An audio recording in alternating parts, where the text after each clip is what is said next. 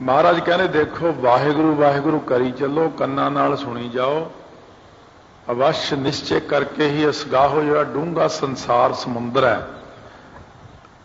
ये हथ क जिन्ना ही डूंगा रह जाना थोड़े वास्ते।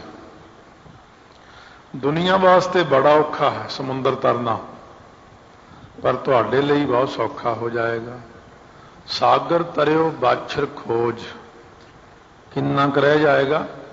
सागर तरियो बाछर खोज। जिवें बछड़े की पैड़ हुंदी है, वो बछड़े की पैर धरती उत्ते रखदा, थोड़ा जिहा डूंग जिहा पै जांदा, ਉਹਦੇ उत्ते जे पानी पै जाए तो वह बड़ा वड्डा कीड़ी वास्ते तो उही दरिया बन जाता, पर बंदा ਉਹਦੇ उत्तों सुते सीधी लंघ जाता, बच्चे की खोज तो भाव पैड़ तो। महाराज कहते ने गुरसिख नूं तां असीं इउं संसार सागर तो तार दिंदे आ जिवें बच्चे की पैड़ दे उपरों बंदा लंघ जाता। गुरसिख नूं तां बहुत सौखा तारदे संसार सागर तो, पर गुरसिख दा काम है वाहिगुरू वाहिगुरू वाहिगुरू करी जाए। जिवें भाई मरदाना जी ने वाहिगुरू वाहिगुरू कीता, समुंदर दे उत्ते तुरन लग पे। महाराज जी जिहड़ा असगाह बहुत डूंगा परमात्मा है, समुंदर की न्याई गुणों का सागर है, ये जीव नूं किवें प्राप्त होवे? महाराज कहते भाई ये भी नाम सुनने नाल ही हो जाता है। हाथ होवे, कहते जीव के हथ दे विच आ जाता परमात्मा। किवें? कह रविदास हाथ पै नेरा सहजे होए सो होए। वाहिगुरु तो इउं दिखण लग जाते हैं जिवें हथ ते रखी चीज दिखण लग जाती है। सुनिया हाथ होवे असगाहु, ये जिहड़ा जीव है हथ क जिन्ना है, छोटा जिहा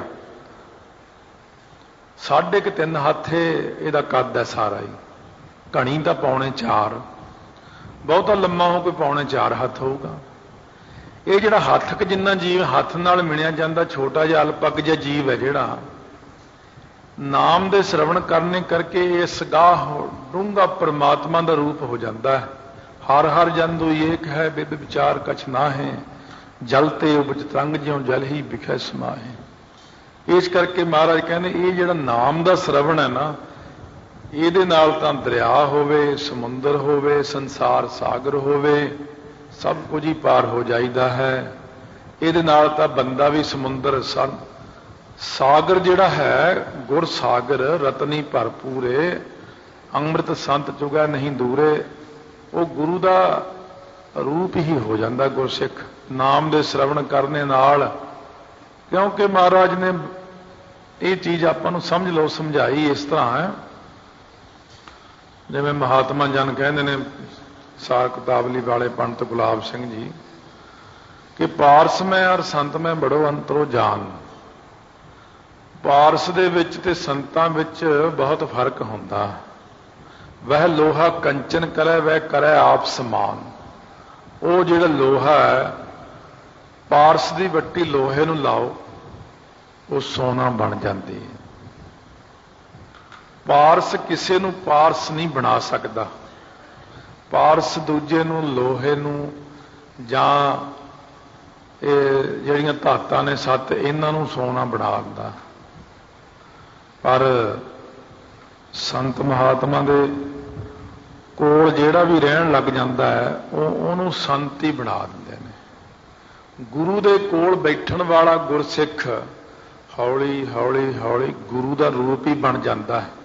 उन्हां दोनों च कोई फर्क ही नहीं रहिंदा, गुरु रूप हो जाता है। बाबा बुढ़ा जी गुरु रूप बन गए। गुरु अंगद देव जी कोल रहिंदे रहिंदे गुरु अंगद देव जी बन गए, बाबा लहणा तो बदल गए। सो महाराज के कोल अनेकां गुरसिख रहे ने ते अनेकां ही गुरु का रूप होए ने। सतगुरु महाराज सच्चे पातशाह कहते ने इस करके वो गुरु का रूप ही बन जाते ने जिहड़े गुरु दे कोल रहिंदे ने। ते सतगुरु जी गुरसिख नूं गुरसिख नहीं बनाउंदे, कहते खालसा मेरो रूप है खास, खालसे में हों करो निवास।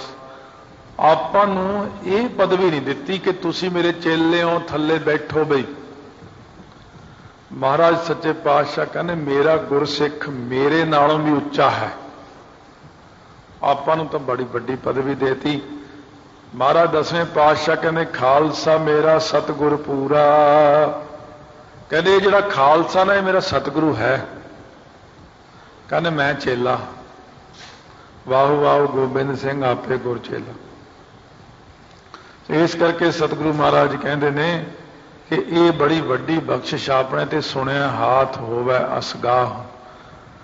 ਨਾਮ ਦੀ ਸਰਵਣ ਦੀ ਸ਼ਕਤੀ ਹੈ, ਸਾਰੀ ਸੁਣ ਕੇ ਹੀ ਕੰਮ ਸ਼ੁਰੂ ਹੋਣਾ ਹੈ।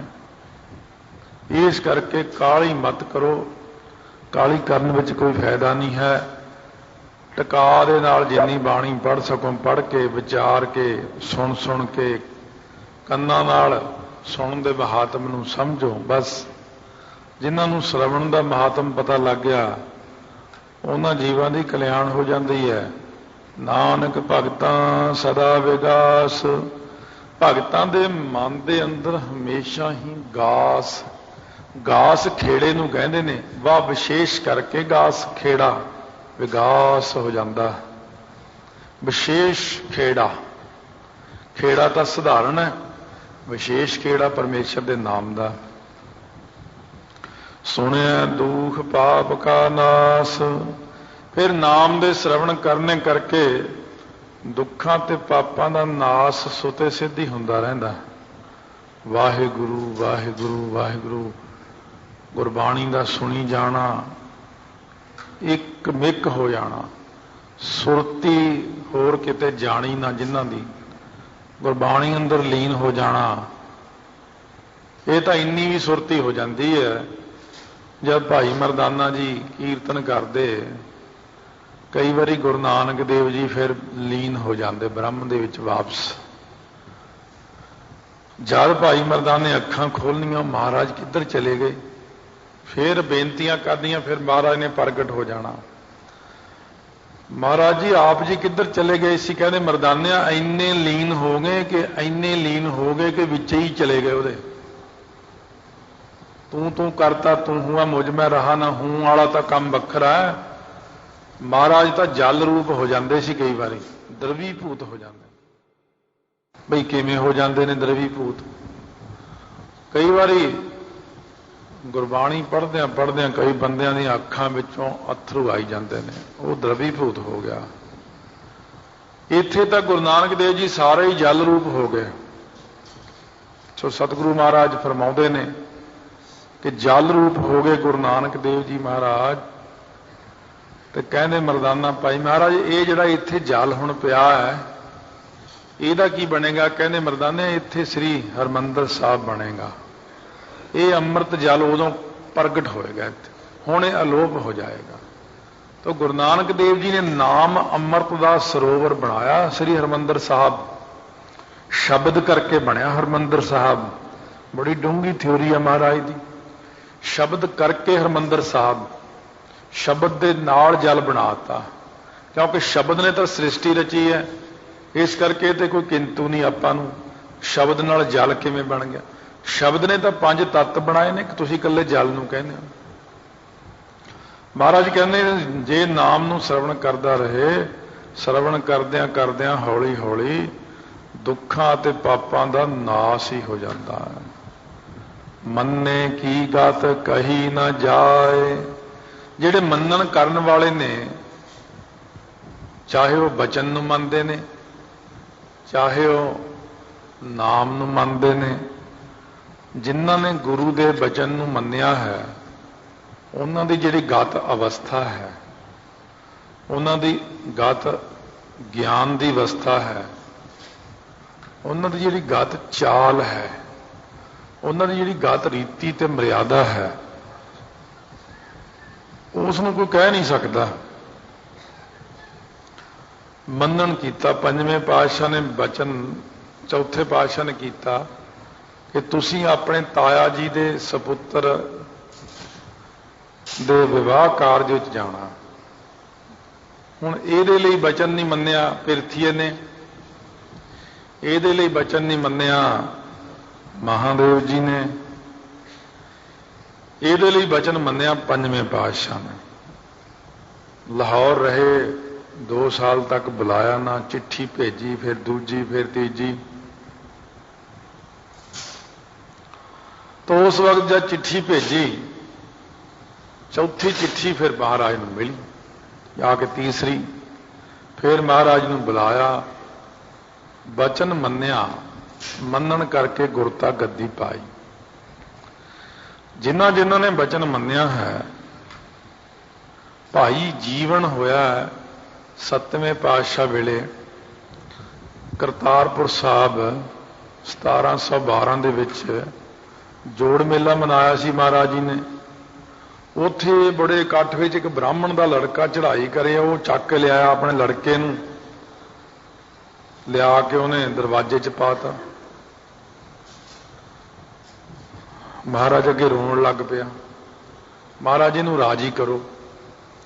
सतगुरु महाराज कहने भाई परालब्ध हुंदी बंदा चढ़ाई कर गया, बस हुण राजी की करना इहनूं, इहनूं महाराज जी जिउंदा करो। महाराज कहने ना भाई, कुदरत दे असूलां नूं आपां तोड़ नहीं सकदे। हुण जिहड़े मूहरे मूहरे बैठे सी, 4 मूहरलियां कतारां 'च बंदे खास खास महाराज दे बहुता नेड़े समझदे अपने आप नूं, ਉਹ जी 5-7 जाने महाराज कर दो जी, चलो जिउंदा कर दो जी, सिफारिशां लागे करन।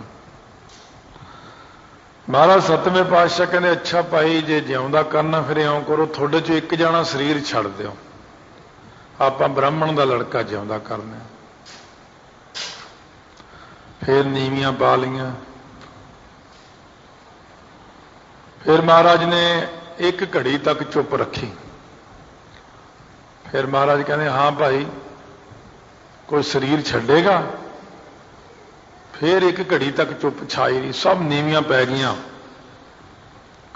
इन्हे नूं पिछले पासे बैठा सी भाई भगतू दा पुत्र भाई जीवन। उन्हें सोचा भी जे महाराज ने 3 वचन करते, कोई ना उठिया, ये बड़ी बदनामी वाली गल है। थोड़ी देर बाद महाराज ने फिर कहा क्यों भाई कोई उठेगा, कोई देगा अपना सिर। भाई जीवन चुप करके पिछले दरवाजे निकल गया, उठ के जाके इशनान करके अपना शरीर छड़ता, जपजी साहब का पाठ करके ब्राह्मण का लड़का जिउंदा हो गया। महाराज एकदम उठ के खड़े हो गए, कहने किहड़े मेरे प्यारे गुरसिख ने शरीर छड्डिया, किहने मेरा वचन मन्निया, कौन आ वो, कौन उठ के गया इत्थों। सारिਆਂ ਨੂੰ ਪੁੱਛਿਆ, ਪਹਿਰੇਦਾਰ ਨੂੰ ਪੁੱਛਿਆ। पिछला पहरेदार कहता इत्थों हुणे भाई भगतू का सपुत्र भाई जीवन उठ के गया। महाराज सच्चे पातशाह कहने ब्राह्मण असीं अपना पुत मार के तेरा पुत जिउंदा कीता, वो मेरा पुत्र चढ़ाई कर गया, ਇਹਦੀਆਂ ਸਾਰੀਆਂ ਕੁਲਾਂ ਹੀ ਧਰ ਜਾਣਗੀਆਂ, ਕੁੱਲ ਹੀ ਕੁਲਾਂ ਤਾਰ ਦਿੱਤੀਆਂ। ਉਦੋਂ ਇੰਨਾ ਵੱਡਾ ਵਰ ਨਹੀਂ ਕਿਸੇ ਨੂੰ ਦਿੱਤਾ। ਕਹਿਣਗੇ ਤੇਰੀਆਂ 21 ਕੁਲਾਂ ਤਰਨ। ਬਾਬਾ ਮੋਹਰੀ ਜੀ ਨੂੰ ਕਿਹਾ ਸੀ ਤੀਜੇ ਪਾਤਸ਼ਾਹ ਨੇ ਤੇਰੀਆਂ 42 ਕੁਲਾਂ ਤਰਨਗੀਆਂ, ਇੱਥੇ ਕਹਿਤਾ ਤੇਰੀਆਂ ਸਾਰੀਆਂ ਕੁਲਾਂ ਹੀ ਤਰਨਗੀਆਂ। ਕਿਉਂ? ਮੰਨੇ ਕੀ ਗਤ ਕਹੀ ਨਾ ਜਾਏ।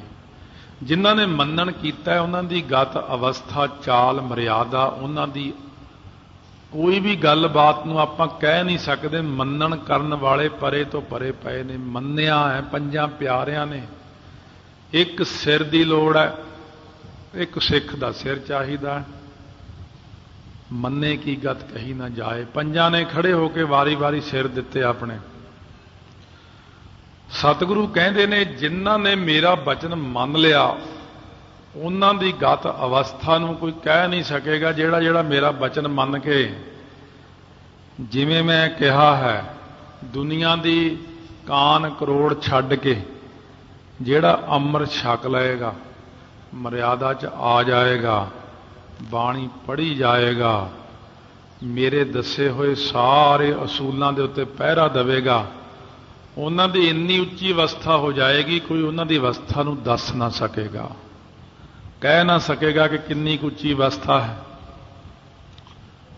जे को कह पिछे पछताए, जे कोई कहेगा उन्होंने अवस्था नूं कि इहदी इन्नी क अवस्था, इहदी इन्नी क अवस्था है, बाद विच उहदे पल्ले च पछतावा ही रह जाएगा।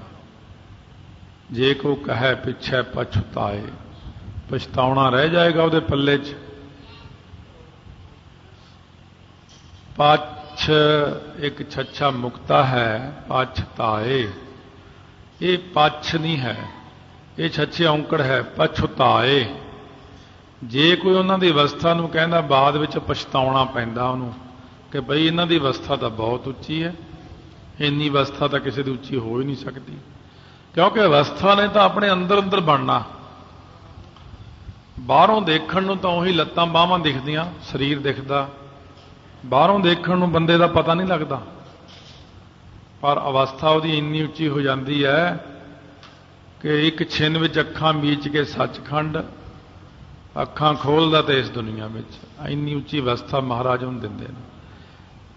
महाराज जे अवस्था कही नहीं जाती, चलो कहनी औखी हुंदी है, तो आपां लिख के देख लेने, लिख के तो बंदे दा हौली हौली भेद पै ही जाता।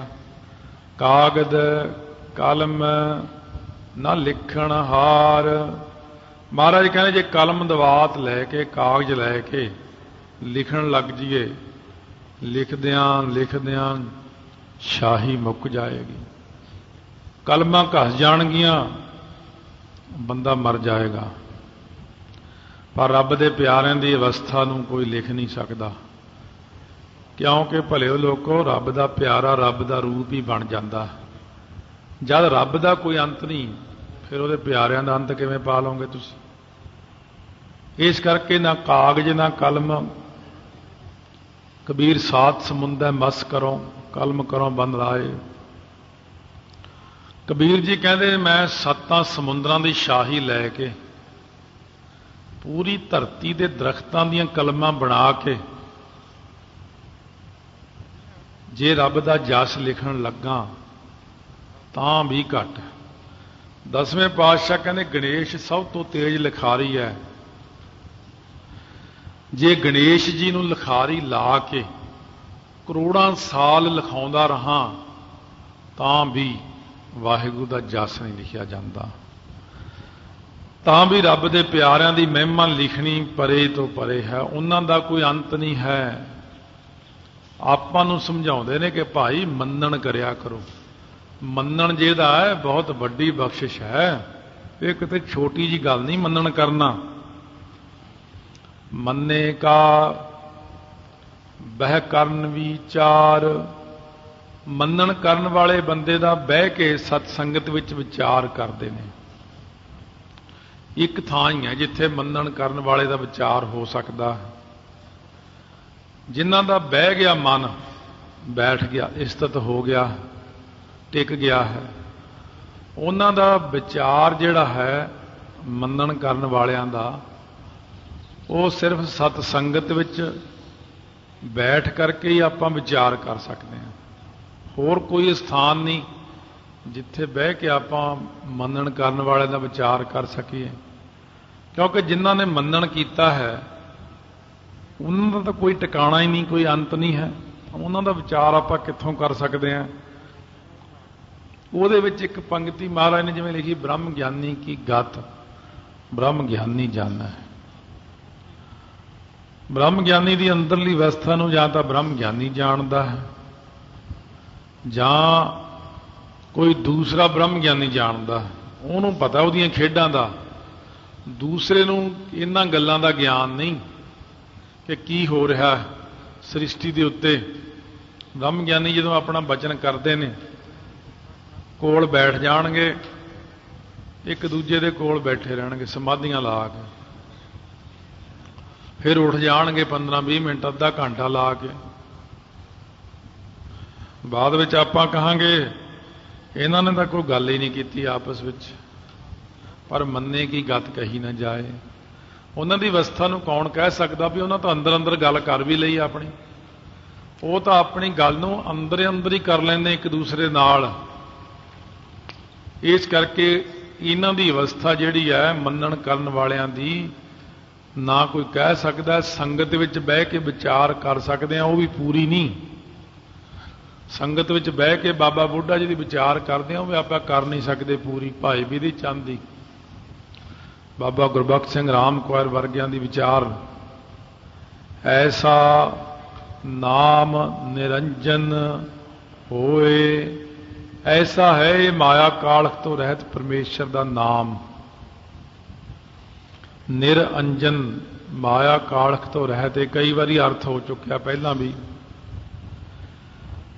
ਇਹੋ ਜਿਹਾ ਜਿਹੜਾ ਪਰਮੇਸ਼ਰ ਦਾ ਨਾਮ ਹੈ ਮਾਇਆ ਕਾਲਖ ਤੋਂ ਰਹਿਤ, ਜੇ ਕੋ ਮਨ ਜਾਣੈ ਮਨ ਕੋਏ। ਮਹਾਰਾਜ ਕਹਿੰਦੇ ਜੇ ਕੋਈ ਮਨ ਦੇ ਵਿੱਚ ਇਹਦਾ ਮੰਨਣ ਕਰਨਾ ਜਾਣੇ ਨਾਮ ਦਾ, ਜਿਹਦਾ ਮਨ ਮੰਨ ਜਾਏ ਨਾਮ ਦੇ ਉੱਤੇ, ਜਦ ਤੱਕ ਆਪਣਾ ਮਨ ਨਹੀਂ ਮੰਨਦਾ ਅੰਮ੍ਰਿਤ ਉੱਤੇ, ਉਦੋਂ ਤੱਕ ਆਪਾਂ ਅੰਮ੍ਰਿਤ ਨਹੀਂ ਛਕਦੇ। ਕਿਸੇ ਚੀਜ਼ ਉੱਤੇ ਮਨ ਮੰਨ ਗਿਆ ਤਾਂ ਆਪਾਂ ਉਹ ਕਰਮ ਕਰਦੇ ਹਾਂ।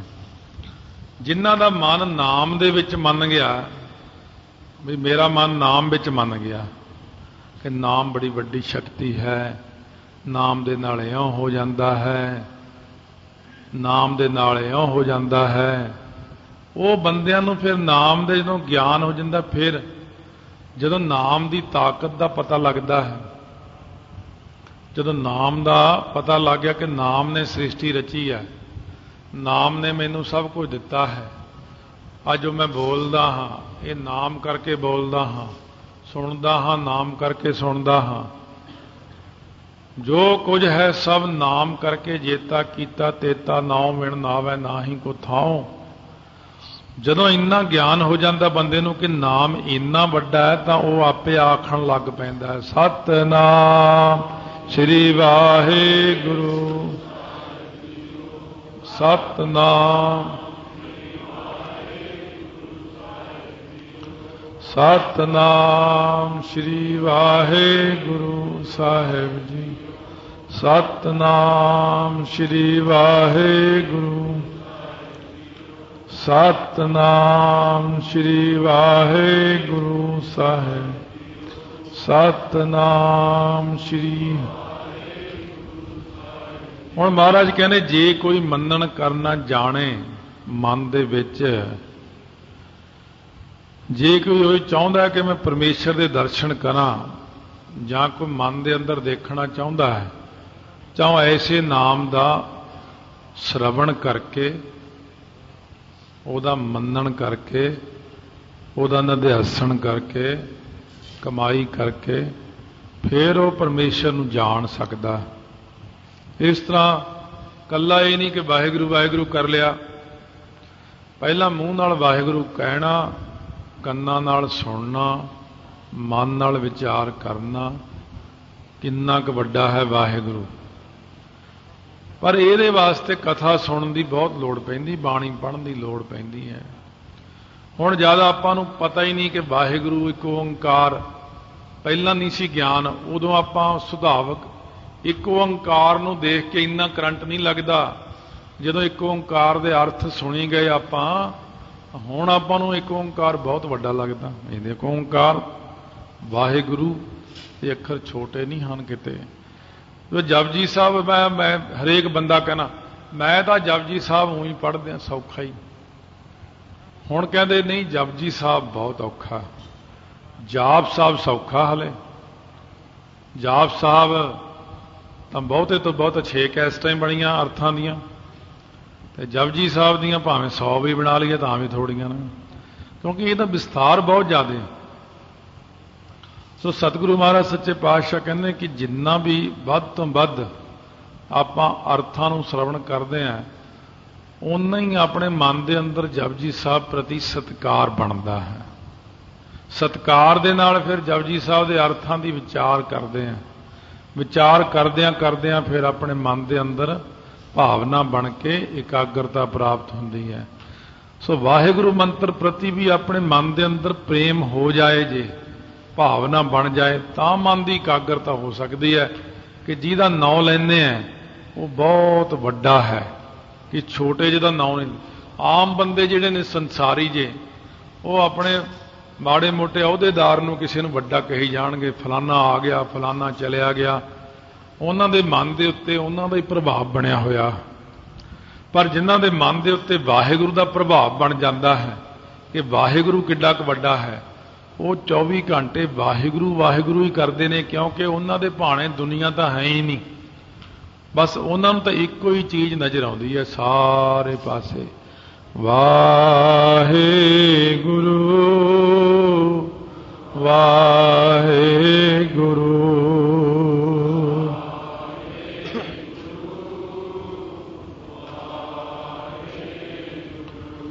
ਵਾਹਿਗੁਰੂ ਵਾਹਿਗੁਰੂ ਵਾਹਿਗੁਰੂ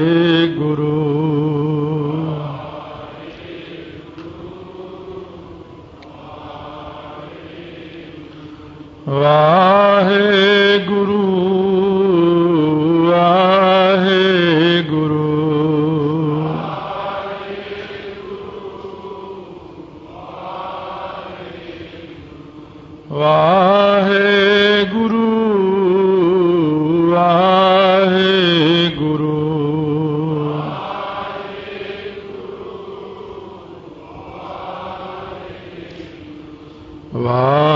ਵਾਹਿਗੁਰੂ ਵਾਹਿਗੁਰੂ